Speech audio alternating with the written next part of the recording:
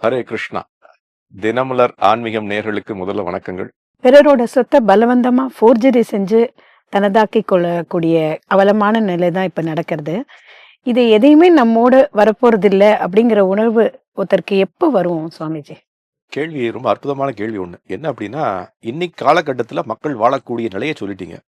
இதை எப்படி தவிர்க்குதுன்ற கேள்வியா வச்சிருக்கீங்க. முதல்ல இது எதனால வருது? எதனால வருது அப்படின்னா, நமக்கு சிறு வயதிலேயே நமக்கு சரியான ஒரு வழிமுறையை காட்டாதனால வருது.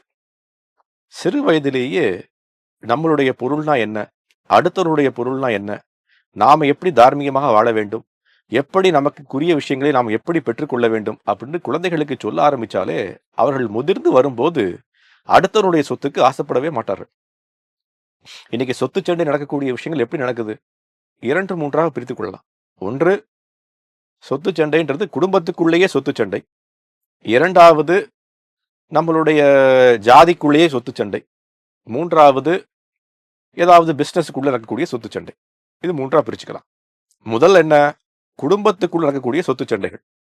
கணவன் மனைவி அல்லது அண்ணன் தம்பி, அக்கா தங்கைகள், இந்த மாதிரி எல்லாம் உறவு முறைக்குள்ளேயே சொத்து சண்டை நடந்து கொண்டிருக்கு. இது என்ன காரணம்? இது என்ன காரணம் அப்படின்னா, சிறு வயதிலேயே நாம என்ன மாதிரி ஒரு விஷயத்தை அங்க ஊன்றி விட்டோம் அந்த குழந்தைகளுக்கு. இருப்பது ஒரே ஒரு ஸ்வீட். இந்த ஸ்வீட்டை 4 பேரும் பிரித்து கொள்ள வேண்டும் அப்படின்னு சொல்லி அவர்களுக்கு ஒரு நல்ல விதையை கொடுத்திருந்தோம் அப்படின்னா, அந்த ஒரு ஸ்வீட்டை 4 பேரும் எப்படி பிரித்து சாப்பிட வேண்டும் என்று சொல்ல விஷயம், நல்ல விஷயத்தை புரிந்து கொள்வார்கள். இருப்பது ஒன்று. உங்களுக்குள்ள ஒரு போட்டி. இந்த போட்டியில் யார் வெல்கின்றார்களோ அவர்களுக்கு தான் இந்த ஸ்வீட் கிடைக்கும் அப்படின்னு சொல்லி ஒரு போட்டியை உண்டாக்கும் போது என்ன நடக்கும்? அந்த சிறுவனுக்கு சிறு வயதிலேயே எப்படி யோசிக்க ஆரம்பிப்பான் அப்படின்னா, நான் என்னுடைய அக்காவிடம், என்னுடைய அண்ணனிடம், என்னுடைய தம்பியிடம் போராட்டம் போட்டு என்னுடைய சொத்தை எடுத்துக்கொள்ள வேண்டும், அப்பொழுதுதான் எனக்கு கிடைக்கும் அப்படின்னு சிறு வயதிலேயே அவனுக்கு ஒரு தவறான எண்ணத்தை கொண்டு வந்து சேர்த்துட்டோம் நம்ம. இதேதான் அங்கேயும் நடக்கும். ஒரு பெரிய விளையாட்டுக்கு போறான் சின்ன குழந்தையா. சின்ன குழந்தையா இருக்கும்போது அடுத்தவர்களை ஏமாற்றியாவது விளையாட்டில் ஜெயிக்க வேண்டும்ன்ற எண்ணத்தை நாமும் காட்டிவிட்டோம் பெற்றோர்கள். அப்ப அவன் என்ன பண்ணுவான்? தன்னுடைய சக நண்பர்களுக்கு முன்னாடியே ஏதாவது தவறான செயலை செய்தாவது இந்த விளையாட்டில் வெற்றி பெற வேண்டும்ன்ற எண்ணத்தை உண்டாக்கி விடுவான். அதுதான் பிற்காலத்தில் என்ன வருது? ஃபோர்ஜரி பண்ணக்கூடிய விஷயமா வருது. அடுத்தவர்களை அபகரித்துக் கொண்டு சொத்தையோ பணத்தையோ ஏமாற்றிக் கொள்ளக்கூடிய ஒரு அவல நிலை அதனாலதான் வருது. 3வது, பிசினஸ் அப்படித்தான். பிசினஸ்ல என்ன ஆகுது? நான் எப்படியாவது பணக்காரனா ஆகிட வேண்டும் அப்படின்னு சொல்லி நல்ல வேலைக்கு போய்விட வேண்டும், பெரிய பணத்தை சம்பாதிக்க வேண்டும், நம்மளுடைய சமுதாயத்தில் எனக்கு நல்ல பேரை எடுக்க வேண்டும். அந்த பேர் எப்படி வரும்? அடுத்தவர்களை துன்புறுத்தியாவது பேர் வந்தாலும் சரி, நான் ஒரு உயர்ந்தவன், நான் ரொம்ப செல்வந்தன், நான் பெரிய பதவியில் இருக்கின்றேன் பேர் வந்தால் போதும்னு சொல்லி சிறு வயதிலேயே அவனுக்கு ஒரு எந்தூசியாசம் கொடுக்குறோம்னு சொல்லி அவனை என்ன பண்ணிட்டோம்? சிறு குழந்தைகளை திசை திருப்பி விட்டோம். பின்னாடி பிற்காலத்தில் எப்படி இருக்கிறது? கிருஷ்ணர் பகவத்கீதை சொல்றார். என்ன சொல்றார் அப்படின்னா, இது எல்லாவற்றுக்கும் காரணம் என்ன? காமாஸ்தைவா. காமான காமங்களின் காரணமாக வருது. காமம்னா என்ன? லஸ்ட். லஸ்ட்னா என்ன? கிரீட். கிரீட்னா எனக்கு பேராசை அதிகமா இருக்கு. இதுவும் வேண்டும், அதுவும் வேண்டும், எல்லாமே எனக்கு வேண்டும், எனக்கு கிடைத்து விட வேண்டும், அனைவருக்கும் கிடைக்கக்கூடாது, எனக்கு கிடைத்தால்தான் வெற்றி அப்படின்னு சொல்லி அதனுடைய பேராசையினுடைய வெளிப்பாடு எப்படி இருக்கும்?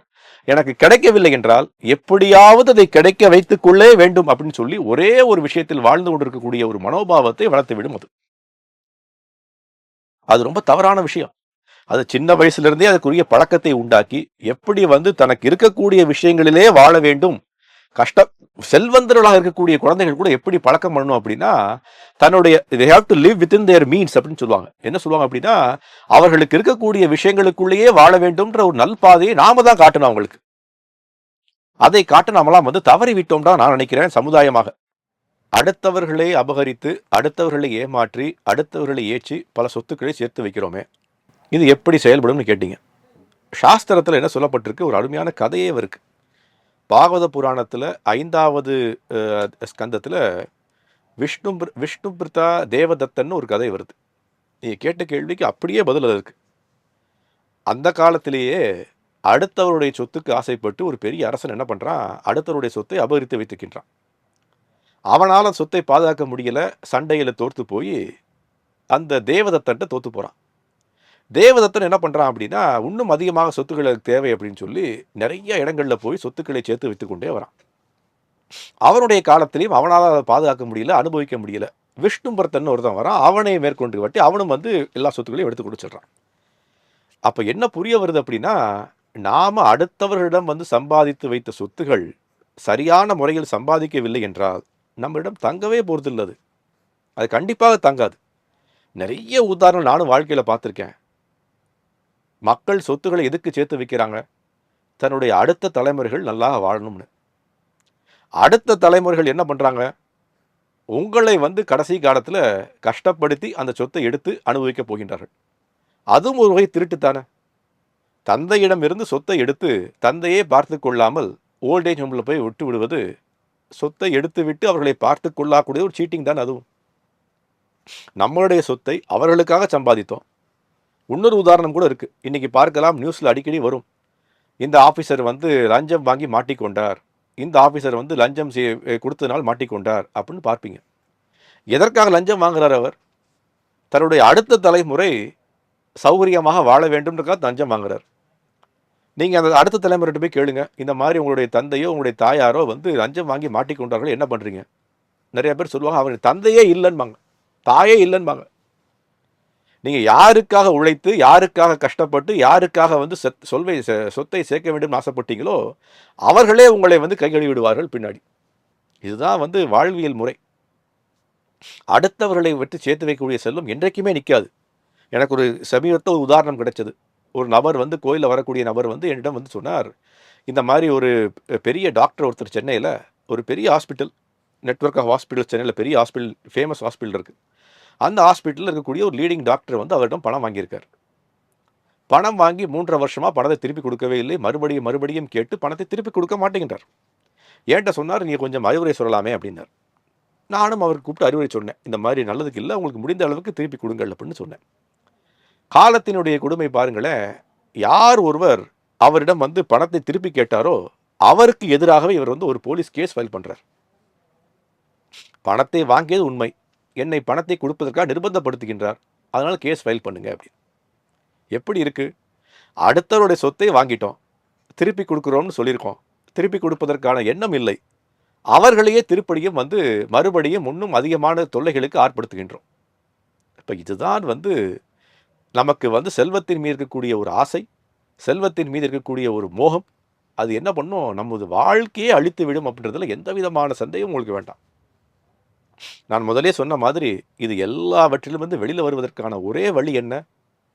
5வது அத்தியாயம் பகவத்கீதை கிருஷ்ணர் சொல்றார், சர்வலோக மகேஸ்வரம் சுகிருதம் சர்வபூதானாம் ஞாத்வா மாம் சாந்தி மிருச்சதி.